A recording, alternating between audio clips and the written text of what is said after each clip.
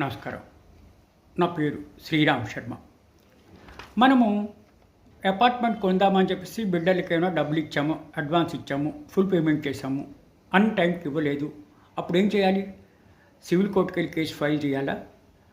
District consumer కోర్టుకి వెళ్ళి file చేయాలా? లేదు. రియల్ ఎస్టేట్ రెగ్యులేటరీ అథారిటీకి కంప్లైంట్ ఇస్తే వాళ్ళే చూసుకుంటారు.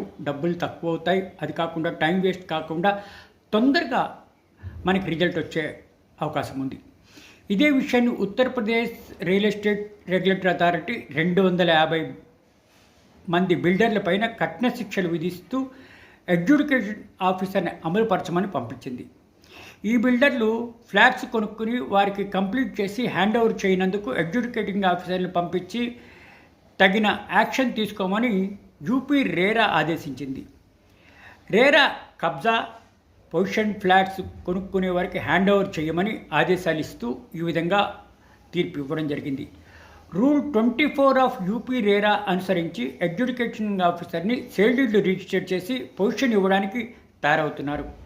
గతంలో అయితే ఈ రేరా రాకముందు సివిల్ కోర్టుకి కానీ కన్జ్యూమర్ కోర్టుకి కానీ వెళ్ళి మీ కేసులు ఫైల్ చేసి సంవత్సరాలు తిరిగి డబ్బులన్నీ వేస్ట్ చేసుకునేది. ఇప్పుడు అట్లా కాదు. రియల్ ఎస్టేట్ రెగ్యులేటరీ అథారిటీని ప్రభుత్వం ఏర్పాటు చేసింది. దీంట్లో కోర్టు ఫీజులు కూడా లేవు, అడ్వకేట్ని పెట్టుకునే అవసరం లేదు. తొందరగా మీ రిజల్ట్ వస్తుంది, తొందరగా కబ్జా వస్తుంది. ఒకవేళ తప్పు చేసిన బిల్డర్లు ఏదైనా ఉంటే వాళ్ళ మీద పనిష్మెంట్లు, వాళ్ళని శిక్ష విధించడము, వాళ్ళకి డబ్బులు కట్టమని ఆదేశించడం జరుగుతుంది.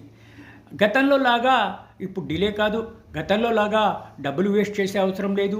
రియల్ ఎస్టేట్ రెగ్యులేటరీ అథారిటీ చాలా చక్కగా పనిచేస్తోంది అని చెప్పడానికి ఇది ఉత్తరప్రదేశ్లోని లైవ్ ఎగ్జాంపుల్.